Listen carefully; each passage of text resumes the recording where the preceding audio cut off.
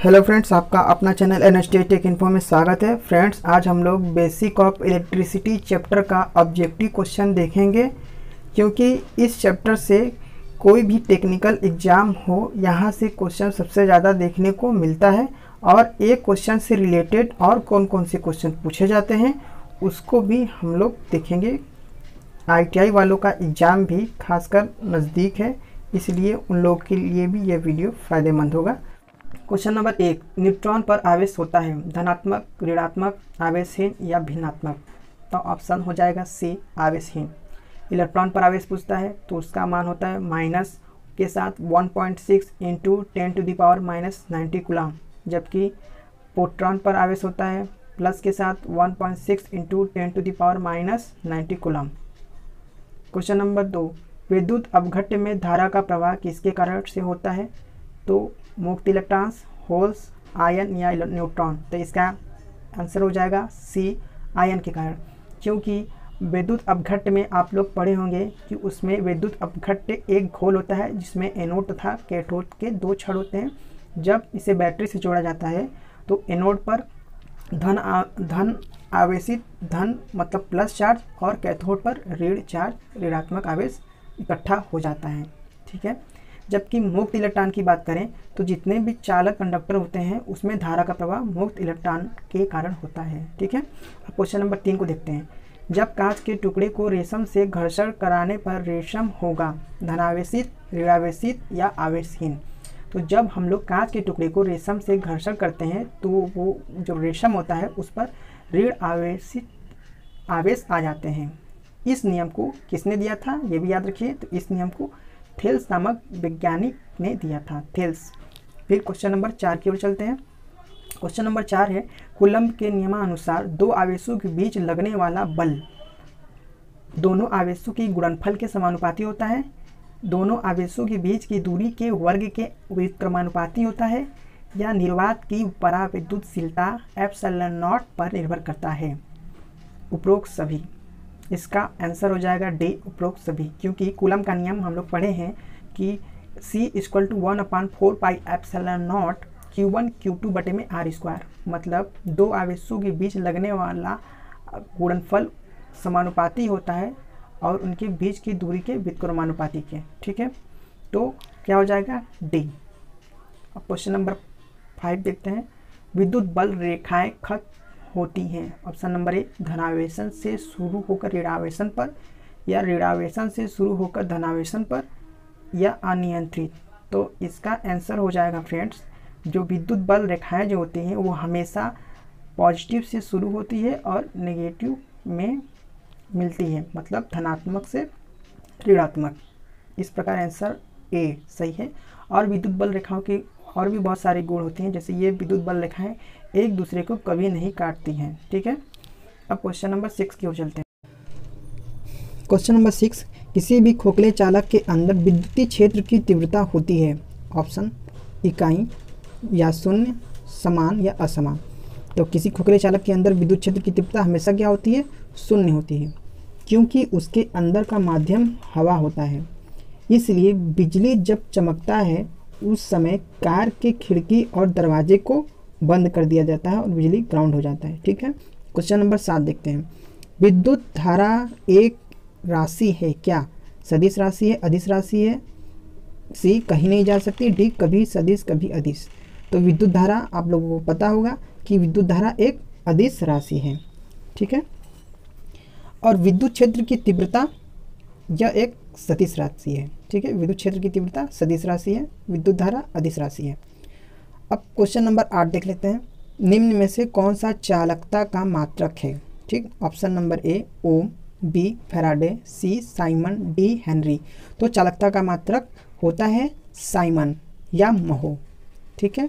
इसे निरूपित करते हैं चालकता को G = 1/R। इसे महो या सीमेन इसका मात्रक होता है। ठीक है।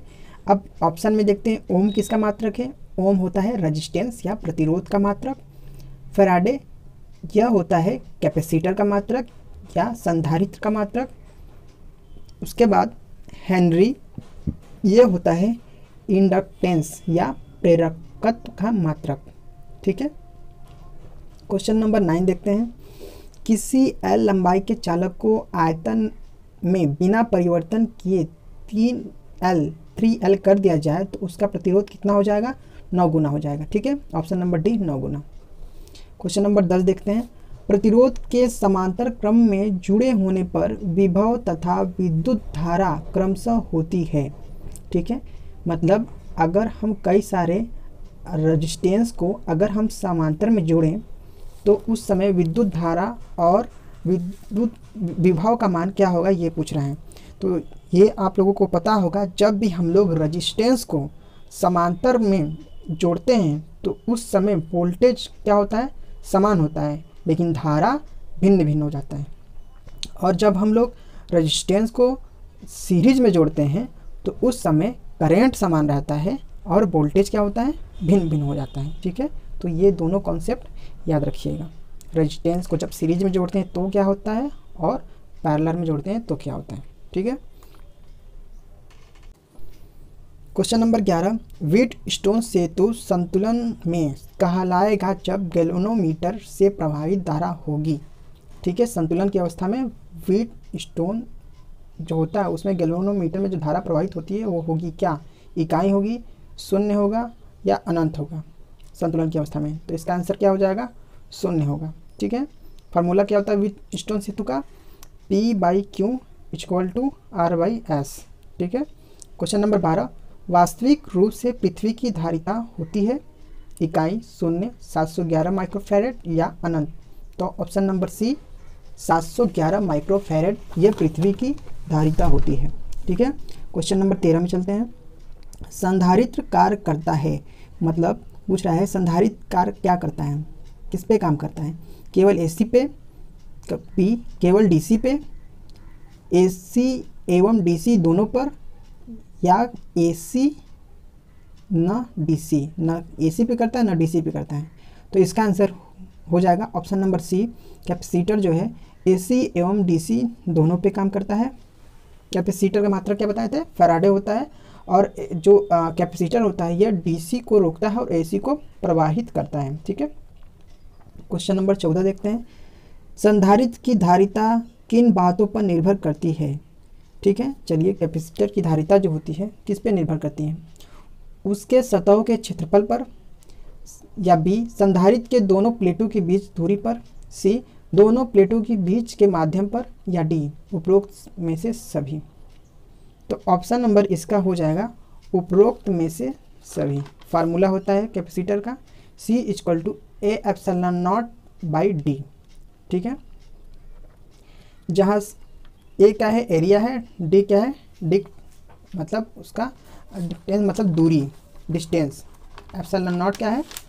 मतलब उनके बीच में जो पदार्थ भरा जाता है। ठीक है, क्वेश्चन नंबर 15 चलते हैं। किसी वस्तु का परावैद्युत स्थिरांक हमेशा होता है? ए 1 से कम, बी 1 से अधिक, सी 1 के बराबर, डी 0। इसका आंसर हो जाएगा ऑप्शन नंबर बी 1 से अधिक। ठीक है, 16 नंबर देखते हैं। एक बोर्ड ऑफ ट्रेड यूनिट किसके बराबर होता है? तो याद रखिएगा फ्रेंड्स, एक बोर्ड ऑफ ट्रेड यूनिट बराबर 36 × 10⁵ जूल होता है। ठीक है, 36 × 10⁵ joule, option number B. 17 number. निम्न में से कौन विद्युत धारा के चुंबकीय प्रभाव पर आधारित उपकरण है? गैल्वेनोमीटर, विद्युत घंटी, मोटर? तो इसमें जितने भी आपको दिखाई दे रहा है, गैल्वेनोमीटर हुआ, चाहे विद्युत घंटी हुआ, चाहे मोटर हुआ, सब में मैग्नेट लगा होता है और इसमें करंट का प्रवाह किया जाता है। ठीक है, तो ये सभी हो जाएंगे जो कि चुंबकीय प्रवाह पर कार्य करते हैं। ठीक है, तो ऑप्शन नंबर डी उपरोक्त सभी हो जाएगा। ठीक है, क्वेश्चन नंबर 18 देख लेते हैं। क्वेश्चन नंबर 18 क्या कह रहा है कि एक आदर्श एमीटर का प्रतिरोध होता है। आदर्श एमीटर का प्रतिरोध शून्य होता है या इकाई या अनंत? तो आदर्श एमीटर का प्रतिरोध हमेशा शून्य होता है, ऑप्शन नंबर ए हो जाएगा। ठीक है, 19 नंबर देखते हैं। किरचॉफ का प्रथम नियम किस राशि के संरक्षण पर आधारित है? संवेग, बी ऊर्जा, सी वोल्टता, डी विद्युत धारा? तो किरचॉफ का जो नियम है, प्रथम नियम, वो विद्युत धारा नियम पर आधारित है, संरक्षण पर आधारित है।